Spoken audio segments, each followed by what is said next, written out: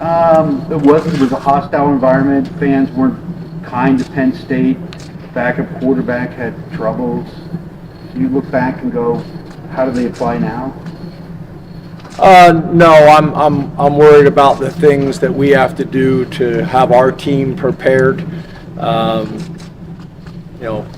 And I think we've done that. We'll continue to do that all week long to give us the best chance to be successful. But no comments or points about that.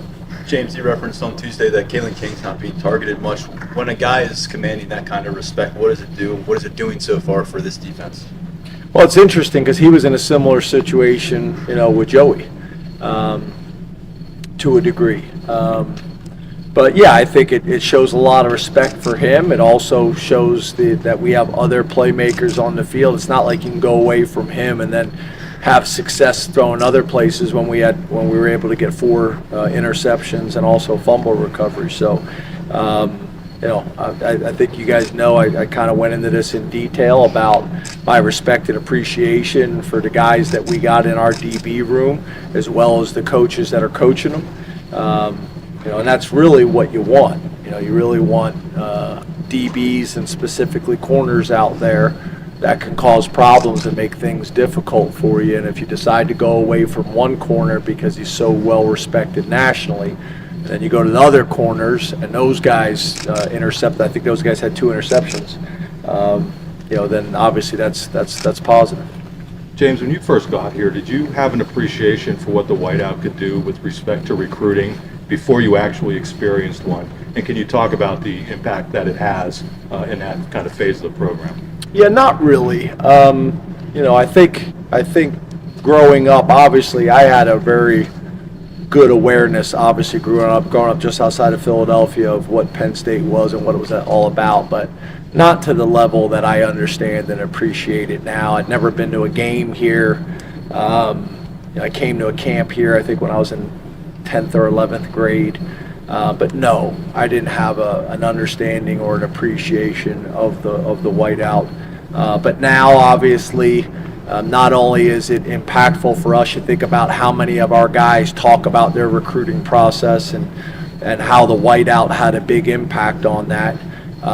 You think about when we got here, a lot of the good players that were on the team, talking about that 5 overtime win with Michigan. There was a ton of guys on our roster that had experienced that.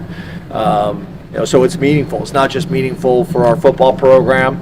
This is a huge recruiting weekend for the other 30 sports as well.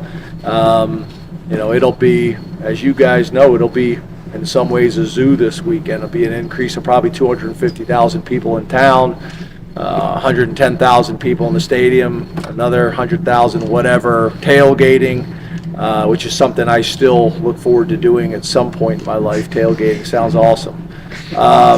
But then a ton of recruits on official visits, on unofficial visits, and I think this is an opportunity that the other sports use to show the atmosphere and community that we have here. And if you come to Penn State and play volleyball, if you come to Penn State and play field hockey, this is the type of support you're going to get, and this is the type of community that you'll be,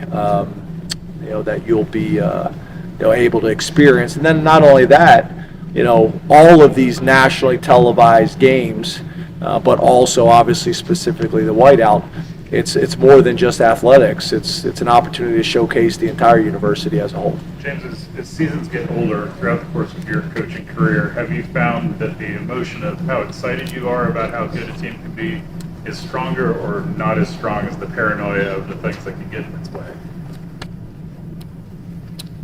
I probably fight what you're kind of mentioning, and I think you guys have heard me talk about it.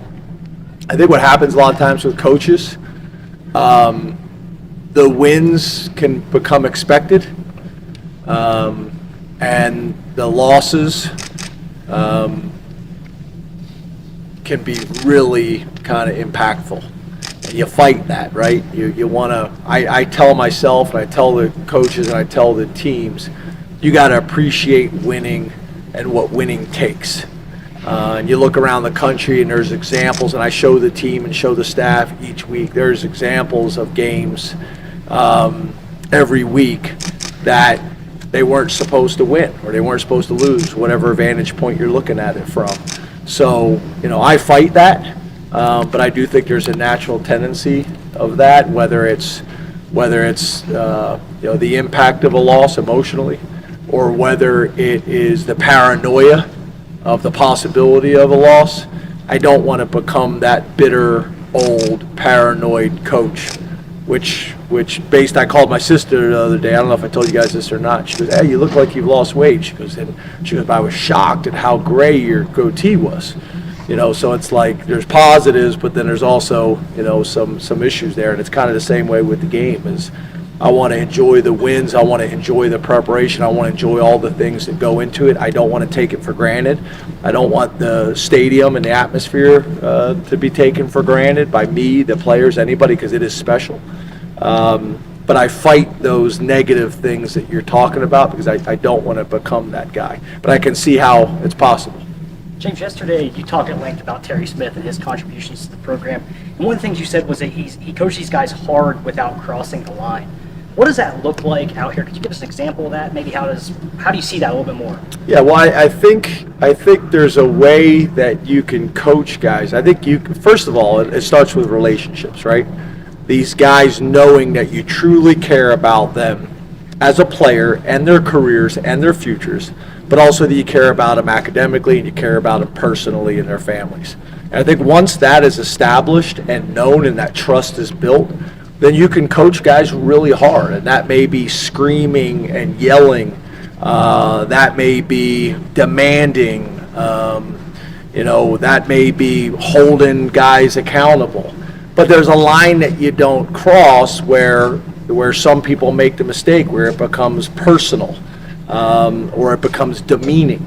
And I think, maybe if you look back in the day, that was somewhat common, to be honest with you. I hate to say that, but it probably was back in the day. And he's just one of those guys that I think, I said that specifically about him because he can be really demanding and challenging on his guys. But it's always in a way that they're receptive to and not defensive about, if that makes sense. And I think it's because over time, he's shown them that he cares and that he's going to coach them in a way that's going to be important for their careers, but also in the team's best interest. That's one of the things we talk about all the time. We're not going to ask them to do anything that's not in their that's not in their best interest and or the team's best interest. James, we saw Keziah come back on Saturday for his first game of the year. How do you feel like he fared in that game, and what does he add to that defensive front?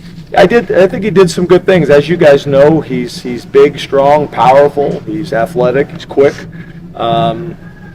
Made some mistakes, some things that we gotta knock the rust off with. But overall, I thought he played well, and he gives us, another legitimate defensive tackle inside. Which is a position that's challenging to develop depth at. I think he has a chance to be special. He just needs more reps and more experience. But it was great. It was great having him back. How do you get a quarterback to hesitate? To hesitate? Yeah, like when he's looking at the defense, how do you get that moment to make him second guess what he's seeing? Oh, okay. I thought you were talking about our quarterback. I'm like, I don't want our quarterback to hesitate. I think I was confused. So I think one of the big things for us in our defense is not necessarily hesitation, but we want to take the first read of the quarterback away. So that's obviously route recognition. That is tendencies when it comes to formations and down and distance. That also is a big reason why we play man coverage, is to be able to try to get the quarterback off of his first read as much as he possibly can, so then he is holding on to the ball, which is going to allow us to get pressure on the quarterback, sacks on the quarterback, or pressure enough to cause turnovers like interceptions. So I think that's a big belief in why we play so much press man. Is there strengths and weaknesses to anything? If they know you're in man, are you getting more man beaters? Yeah, but then you spend all your time on man beaters, right? So, that's kind of the whole philosophy behind what we do, how we do it, and why we do it. James, you guys didn't have Trey Wallace on Saturday, and I believe the phrase said this medical staff didn't clear him. Has he been cleared for the game on Saturday, and do you expect to have him? Yeah, I think he was, I don't think it was that he wasn't cleared to play. He wasn't cleared in a way that we felt like he was going to be productive. And to be honest with you, Amari's had some bumps and bruises. That's kind of why he's been limited. He could have played, but was not practicing playing the way we think he's capable of. So, having those guys back. But I think there's a difference, right? There's a difference between being cleared and you can go out and do it, but you're not at your best right now. So if we have the ability to wait a week to hopefully get them there, that's what we'd like to do. And that's really kind of what happened last week, to describe it in a little bit more detail. You got a handful of new ball handlers, kicker, punter, snapper. What's Yakult? It's a Japanese baseball team. Obviously. Handful of new ball handlers. There's some rain in the forecast this weekend. How are you preparing them, and how have they handled it? Yeah, we've had rain in the forecast, earlier this year. That's why, whenever it rains, we take it as an opportunity, as long as there's not thunder or lightning, to practice in it. So I think that by doing that, I think your guys build confidence. That's just kind of a part of the game and something we do, but we practice in it. The only time we'll come in is if it's like a jog. I don't want them just standing out there in the rain. But besides that, we're outside. Thank you, Coach. Thanks, guys. Thank you.